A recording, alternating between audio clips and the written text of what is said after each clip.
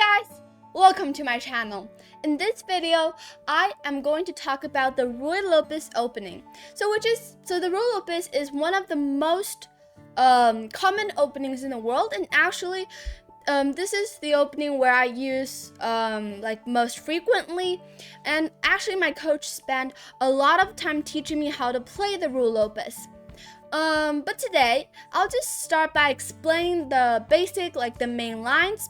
And today, I won't be using English. At least part of the explanations, I won't be using English. But instead, I'll be explaining some of the lines using Spanish.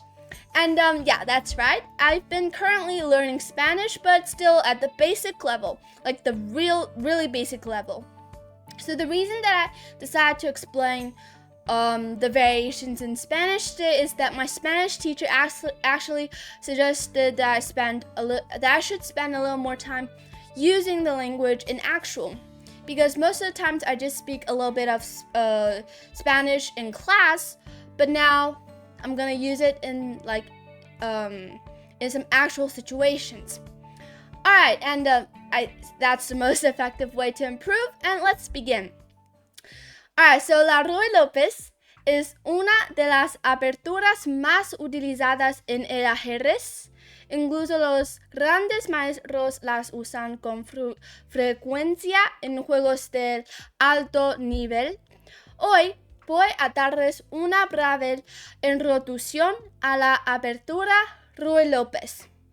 En muchas variaciones de la Ruy Lopez, las blancas atacan desde el flanco del rey, mientras que las negras atacan desde el flanco de dama.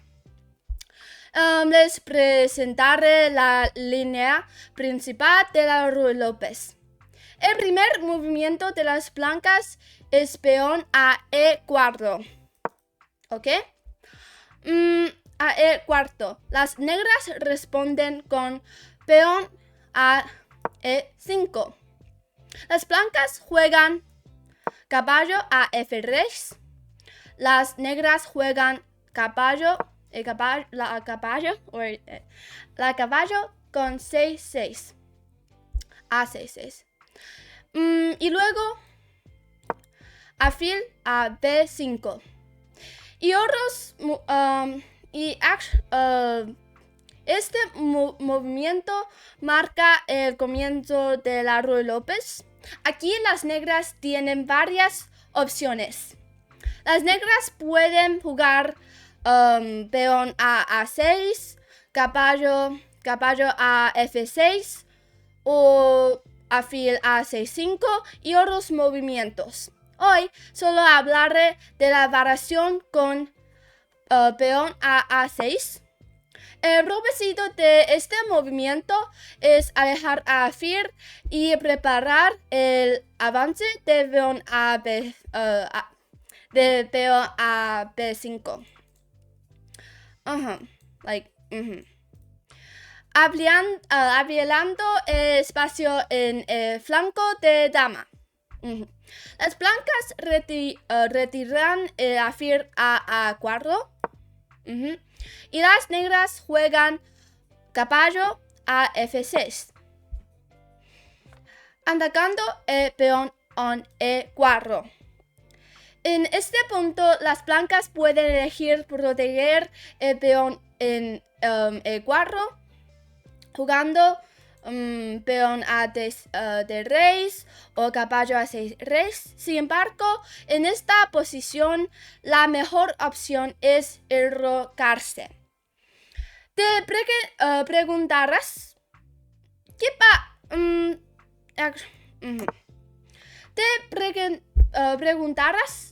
¿qué pasa con el peón en E4? Si las negras la capturan con caballo a E4, las blancas pueden jugar torre a E1, apuntando al caballo, a peón y a rey de las negras.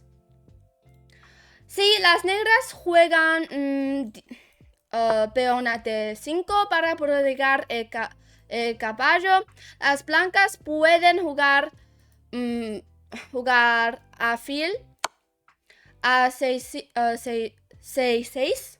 a 6-6, segundo por BC. Ok. Luego, las blancas juegan peón a de juegan a peón de a de rey, obligando a caballo negro a retroceder. A continuación, las blancas juegan el caballo a E5. En esta posición, las blancas tendrá una ventaja significativa. Okay, I think that's it with the Spanish part because it just feels less comfortable than speaking English or Chinese. And because I'm just learning like the basic Spanish parts and like how to say hello, and some of like probably I've learned a few vocabulary, and of course before speaking all of it I also did some research like how to speak, for example, the knight, the bishop, the pawn, the like short castle, or the rook. And so I think there are a lot of errors in the sentences that I just said. Yeah. But anyways, I think you guys can basically understand it. And I'm going to keep on explaining the roll opus using English right now.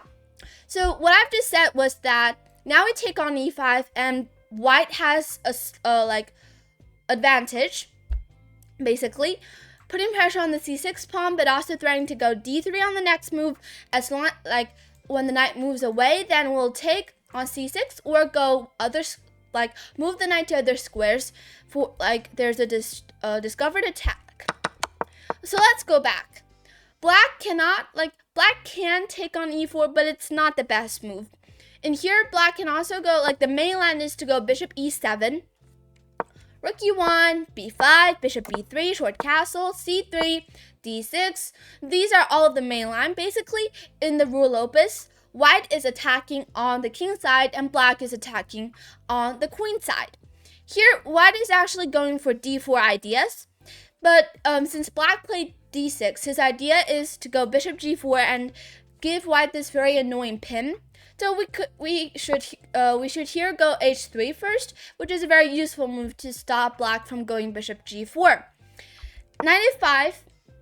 Like this is like all the mainline moves. You can go check it out. But today, mainly I'm just like sharing the mainline with you guys and speaking some Spanish.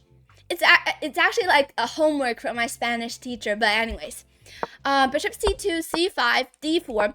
Of course, there are other options here, but I'm just going to show you guys the mainline here. d4 was played and queen c7. Knight bd2, c takes d4. Of course, there are also other options here. For example, like bishop d7, bishop b7, and also h6, rook e8 ideas. But black could also take on d4, basically. And now after c takes, let's say bishop b7, putting pressure on the e4 pawn as well as developing. Now after d5, rook ac8, attacking the bishop on c2, bishop d3, knight d7, knight f1, knight c5, b3, f5, e takes f5, bishop f6, bishop c2, and after e4, we go knight d4. And actually, this is the line where I actually had studied before, and I think it's a very interesting line. Here, actually, after bishop takes d5, we just simply go bishop b2. The material is equal, pretty much equal, and then white here has like a slight advantage. So white is, of course, much more playable here. Alright, so I think that's it for today. Mainly, I'm just trying to exercise or speak more Spanish. If you want to check out more about the roll opus, you can go and check on one of my videos. I've made, I think one of my like oldest videos. The second one, I think, like the second video I've made. But anyways, you can definitely go and check that out, and please subscribe. See you next video. Adios.